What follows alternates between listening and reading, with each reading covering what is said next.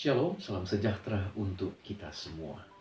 Kita bersyukur kita boleh bersama lagi di dalam program 100 hari berdoa. Namun tak lupa saya mengucapkan selamat Sabat, salam sejahtera untuk kita semua. Kiranya kita diberkati Tuhan dalam perayaan Sabat ini. Baik saudara-saudara, sebelum kita membawa doa-doa kita kepada Tuhan, kita akan mendengarkan firman Tuhan. Namun sebelumnya, mari kita berdoa.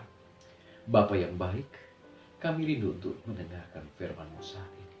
Roh Kudus-Mu menuntun hati dan pikiran kami. Berfirmanlah, kami siap mendengar dalam nama Yesus.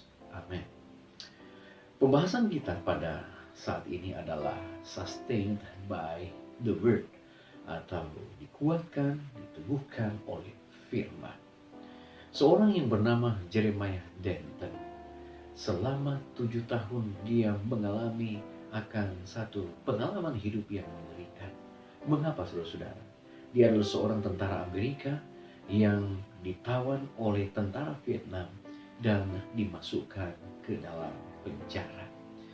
Dia menyaksikan selama dia berada dalam kurungan tersendiri hampir sepanjang waktu. Dan dia mengalami siksaan yang sangat-sangat hebat. Mengapa? Oleh karena tentara Amerika yang ada di dalam tawanan itu ada di dalam level tertinggi ketika mereka tertangkap dan ditawan. Dia disiksa dengan sangat hebat, saudara-saudara. Namun meskipun demikian, ia bukan saja selamat, namun setelah perang selesai, Denton terpilih sebagai salah seorang senator Amerika Serikat dari Alabama. Luar biasa, saudara-saudara. Denton menceritakan bahwa saat-saat dia menghadapi kejenuhan dan penderitaan selama dia ditawan di penjara, dalam banyak kesempatan ia menyatakan bahwa firman Tuhan boleh menjadi pegangan dalam kehidupannya. Apa yang dia lakukan? Dia baca firman Tuhan, dia belajar firman Tuhan, dia dalami firman Tuhan, dia menghafal ayat-ayat yang ada. Dan bukan hanya itu, saudara-saudara, dia praktekkan dalam kehidupannya. Bahkan dia membagikan kepada sesama teman yang berada di tawanan pada saat itu. Saudaraku yang kasih, Jeremiah Denton bukan apa-apa. Dia bukan siapa-siapa. Oleh karena sebelum dia mengenal kebenaran, sebelum dia mengenal akan Yesus yang telah menyelamatkan dia, dia pun adalah seorang yang kasar. Dia seorang yang keras. Dia seorang yang jauh dari Tuhan. Tetapi dia diubahkan oleh firman Allah. Dan saudara-saudara, dia dipakai Tuhan untuk melakukan perkara-perkara yang besar.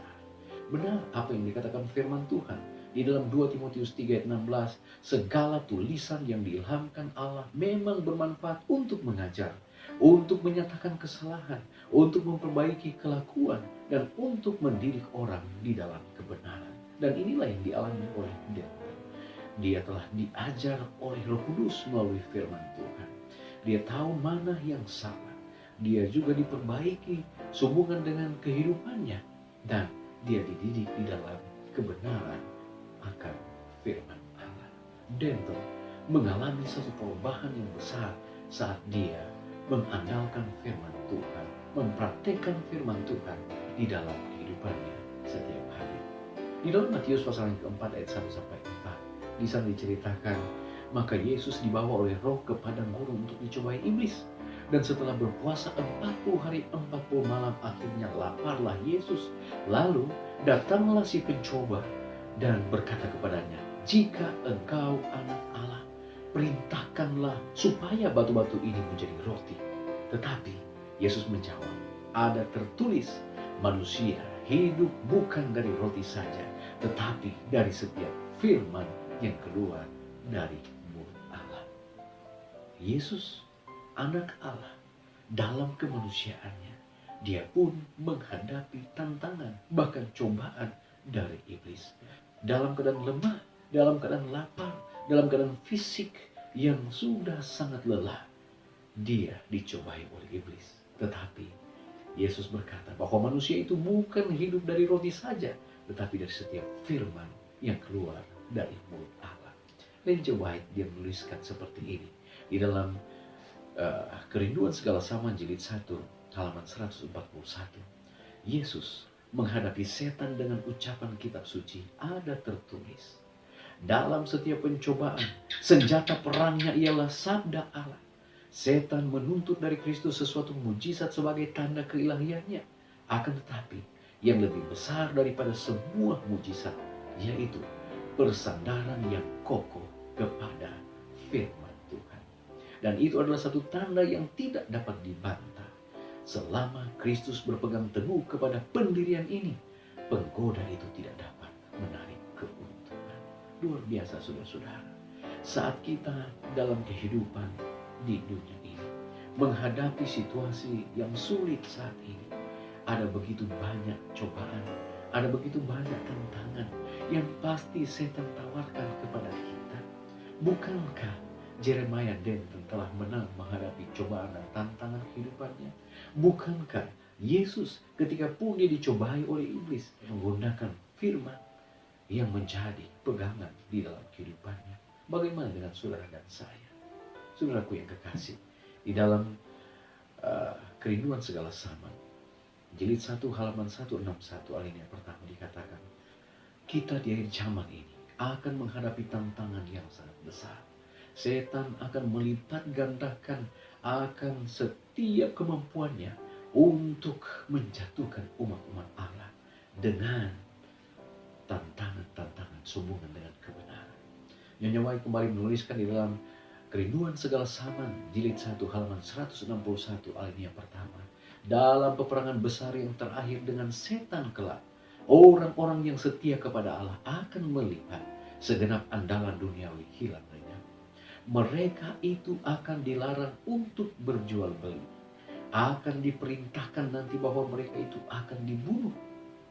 Saudara, apa yang kita harus lakukan menghadapi situasi-situasi sulit ini?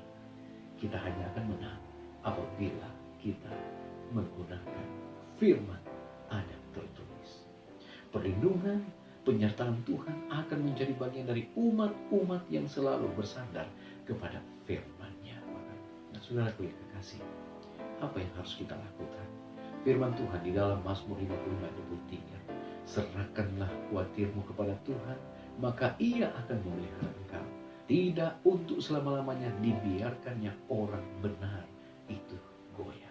Dalam saat-saat sulit seperti ini, bahkan keadaan sulit yang kita akan hadapi di waktu yang akan datang, serahkan semua kekhawatiran, serahkan semua khawatir kita kepada Tuhan. Tuhan akan pelihara kita.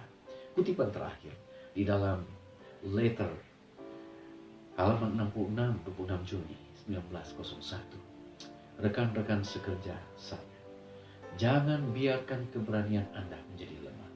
Allah sedang menguji iman Anda. Orang Kristen selalu memiliki penolong yang kuat di dalam Tuhan. Ketika Anda berhenti sejenak dalam usaha yang sungguh-sungguh, ketika Anda tidak mendapat bantuan yang dibutuhkan, serahkan beban Anda kepada Tuhan. Percayalah untuk meninggalkannya di sana. Yakin bahwa Dia setia pada apa yang telah Dia janjikan. Apa dan bagaimana cara Tuhan membantu kita tidak tahu. Tetapi ini yang kita tahu. Tuhan tidak akan pernah mengecewakan mereka yang menaruh kepercayaan mereka kepadanya. Ketika Dia telah sepenuhnya menguji pekerjaannya, Dia akan membuat mereka menjadi murni seperti emas yang diuji di dalam api. Biarlah firman Tuhan ini menjadi berkat untuk kita. Andalkan firman Allah dan kita akan selalu memperoleh kemenangan dalam kehidupan kita. Saya berdoa nama Yesus. Amin. Baik saudara-saudara, kita akan datang pada doa saat ini. Kembali kita akan mendoakan 5 pokok doa. Yang pertama, kita berdoa untuk para petugas medis yang berada di gugus depan dalam memerangi pandemi ini. Kita berdoa agar mereka terselamatkan dari COVID-19 dan mereka juga boleh memberikan perawatan yang baik kepada mereka yang sementara dirawat. Kita berdoa juga untuk keseimbangan antara lockdown yang terjadi di seluruh dunia, isolasi mandiri yang terjadi, agar ini bisa berakhir dengan baik dan kembali perekonomian kita akan berjalan dengan baik. Kita juga doakan yang ketiga untuk organisasi dan usaha-usaha kecil yang menderita secara finansial akibat lockdown. Kita berdoa agar orang-orang bisa menemukan cara untuk membantu, mendukung usaha-usaha kecil yang saat ini sementara bangkrut. Kemudian kita juga berdoa untuk para wanita dan anak-anak yang berada dalam situasi berbahaya, di mana mereka membutuhkan pertolongan.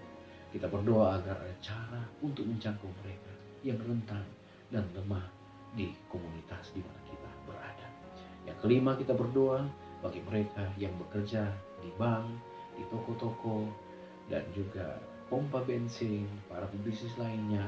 Kita berdoa agar mereka terlindungi dari virus corona ini. Baik saudara, mari kita satukan hati kita untuk membawa doa-doa kita kepada Tuhan saat ini. Mari kita berdoa. Bapa di sorga, terima kasih untuk berkat-Mu. Kami boleh ada lagi saat ini untuk mendengarkan firman Tuhan. Biarlah firman ini boleh menolong kami untuk tetap setia kepada Tuhan. Bahwa kekuatan firman Allah sanggup untuk memberikan kepada kami kemenangan dari setiap pergumulan, tantangan, bahkan segala cobaan yang ditawarkan oleh iblis bagi kami. Kemenangan bersama dengan Tuhan saat mana kami belajar firman Tuhan dan selalu datang dekat dengan Tuhan. Bapa di sorga, pada saat ini kami berdoa untuk pokok-pokok doa pada hari ini. Di antaranya kami berdoa untuk tenaga medis yang bekerja di gugus depan untuk menyelamatkan mereka yang terpapar virus corona. Tolonglah mereka ya Bapa. Untuk para medis diberikan perlindungan agar mereka terhindar dari virus corona. Dan biarlah mereka juga boleh bekerja dengan maksimal, memberikan keselamatan bagi mereka yang terpapar virus corona. Kami juga memperdoa saat ini Tuhan untuk imbas dari lockdown di beberapa negara mendapat kesulitan, di mana negara ataupun kota-kota yang terjadi lockdown, isolasi mandiri saat ini telah selesai. Kami pun dengan luasa boleh menjalankan tugas-tugas kami dengan baik. Kami mau berdoa saat ini Tuhan untuk usaha-usaha kecil yang saat ini Bapa mengalami imbas dengan virus corona ini. Tolonglah ya Tuhan agar mereka boleh mendapatkan cara-cara khusus untuk boleh kembali membangun akan usaha-usaha mereka. Dan biarlah mereka akan diberikan kesabaran menghadapi akan situasi ini. Bapa, kami juga berdoa Tuhan untuk para wanita, bahkan anak-anak, dimanapun mereka berada di dalam situasi ini. Mereka juga rentan untuk menghadapi situasi COVID-19 ini. Tolonglah mereka untuk ada kekuatan saat mana mereka berada di rumah. Mereka juga memiliki tentunya pemikiran yang khawatir kepada suami yang mungkin sementara bekerja, yang mencari kebutuhan nafkah. Biarlah Tuhan akan berkati, agar mereka juga boleh beroleh perlindungan dari Tuhan. Bapa di sorga, kami mau berdoa saat ini untuk usaha-usaha perbankan, pompa bensin, kemudian toko-toko kecil, kemudian juga yang menyiapkan kebutuhan-kebutuhan untuk situasi ini. Tolonglah mereka ya Bapa, agar mereka juga ada dalam lindungan Tuhan. Sehingga saat mana mereka dilindungi oleh Tuhan, mereka pun akan terus menjalankan akan setiap pekerjaan mereka untuk menolong kami, untuk memenuhi kebutuhan-kebutuhan yang kami butuhkan di saat situasi pandemi COVID-19 ini. Terima kasih Bapa, ini yang menjadi doa kami. Kami mau berdoa juga untuk bangsa dan negara kami. Engkau tolong kami ya Bapa, untuk bisa keluar dari situasi ini. Kami bersyukur ada kabar-kabar positif, di mana sudah semakin banyak yang disembuhkan. Biarlah ini ya Tuhan akan terus berlangsung. Dan biarlah mereka yang terpapar saat ini, Tuhan akan tolong agar mereka boleh segera dipulihkan. Terpujilah Engkau ya Allah, dengarlah doa kami. Ampuni dosa dan kesalahan kami. Dalam nama Yesus kami sudah berdoa. Amin. Baik saudara-saudara, pertemuan kita pada saat ini telah selesai. Kita akan bertemu lagi pada besok hari di waktu yang sama. Tuhan Yesus memberkati kita. Shalom. Amin.